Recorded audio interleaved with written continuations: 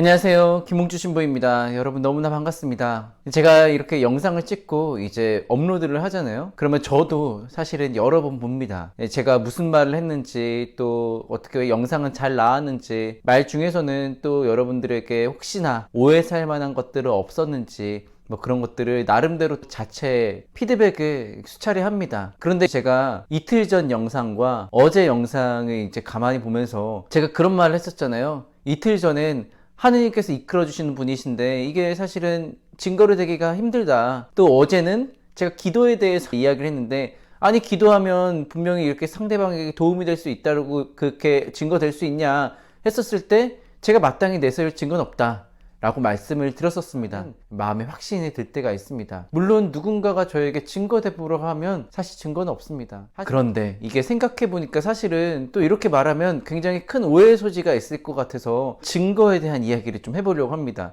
특히나 오늘 복음이 또 때마침 딱 요한복음 6장의 그 마지막 부분이거든요. 사실 요한복음 6장이 굉장히 깁니다. 이 생명의 빵 이야기가 굉장히 긴데 무려 71절까지 있습니다. 물론 오늘 복음은 6장 69절에서 이제 마무리가 되는데 그만큼 굉장히 긴 내용입니다. 그런데 오늘 복음이 딱 그 신앙과 불신앙이 갈리는 지점에 대해서 우리가 좀 더 잘 판단하고 생각할 수 있는 그런 거리를 이 복음이 제공을 해줍니다. 그래서 제가 그 증거에 대한 이야기를 좀 해보려고 합니다.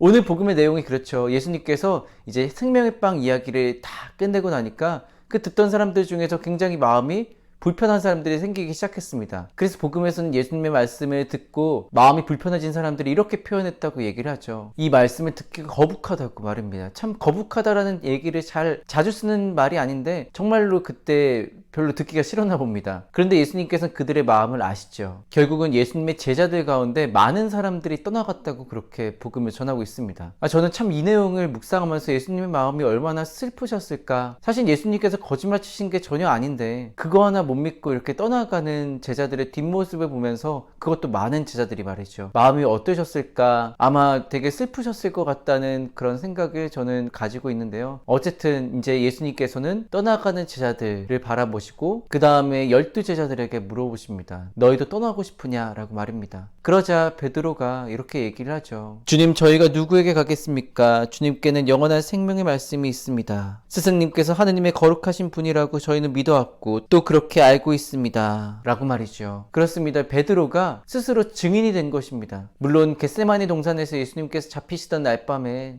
예수님 곁을 도망쳤고, 그리고 예수님을 모른다고 3번이나 부인을 했지만 그래도 예수님 지근거리에 있었습니다. 그분을 완전히 떠난 건 아니었죠. 그리고 예수님께서 부활하신 다음에 그분을 증거하는 삶을 사시고 결국은 순교하십니다. 이러한 삶이 바로 증거입니다. 그리고 이렇게 예수님께서 그리스도이심을 증거하기 위해 당신의 목숨까지 바쳤던 성인들이 너무나 많습니다. 목숨뿐만이 아니라 자신들의 삶을 예수님을 증거하는 데 바쳤던 분들도 정말 너무나 많습니다. 그분 중에 한 분이 오늘 우리가 기념하는 아타나시오 성인이시죠. 그 삶을 통해 예수 그리스도께서 메시아이심을 증거한 그 발자취 모두가 우리의 기도의 증거이고 하느님 섭리의 증거입니다. 그래서 신앙의 증거는 사실 지금의 시점에서만 바라보면 안 됩니다. 지금 증거 내놔 해가지고 도장 찍어가지고 주는 것처럼 그렇게 줄 수는 없어요. 하지만 삶이라는 것은 이 시간과 공간이 결합되어 있는 거잖아요. 그렇죠? 시점을 통해서만 판단할 수 없습니다. 삶을 통해 바라봤을 때 그 증거는 명확해질 수가 있습니다. 오늘 우리가 이렇게 기념하는 아타나시오 성인을 포함해서 수많은 성인들의 삶은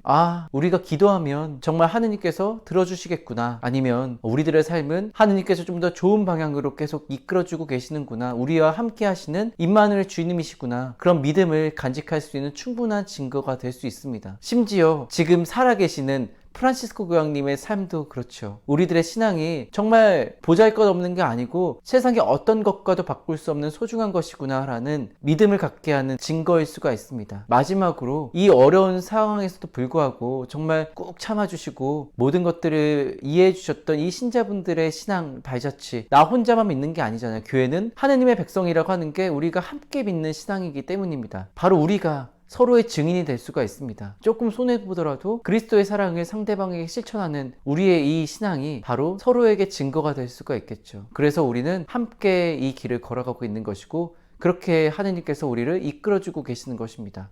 네, 그렇습니다. 예, 그래서 제가 신앙의 증거에 대한 얘기를 좀 오늘 제가 여러분들께 말씀을 드려봤는데, 그래서 여러분들이 혹시 하느님이 계시는 게 정말일까라는 그런 의심이 혹시 드신다면 주위를 둘러봐 주십시오. 그리고 여러분 주변에 저와 같은 신부들도 있고 또 수녀님들도 계시고, 그렇게 평생을 정말 하느님이 계시다는 그 믿음 하나만으로 삶을 투신한 사람들이 있습니다. 그래서 그 어려움을 함께 나눌 수 있었으면 좋겠습니다. 저에게도 언제든지 연락해 주시고 또 이 댓글로 그 어려움을 나눠주시면 제가 그 어려움을 기꺼이 짊어지고 싶습니다. 혼자 고민하지 마시고 외롭지 않게 이 길 함께 기쁘게 걸어갈 수 있었으면 좋겠습니다. 이 영상이 여러분들의 신앙에 조금이나마 좋은 증거가 될 수 있었으면 좋겠습니다. 영상 끝까지 시청해 주셔서 진심으로 감사드립니다. 그럼 하느님의 사랑과 그리스도의 은총이 가득한 하루 되시기를 희망합니다. 아멘.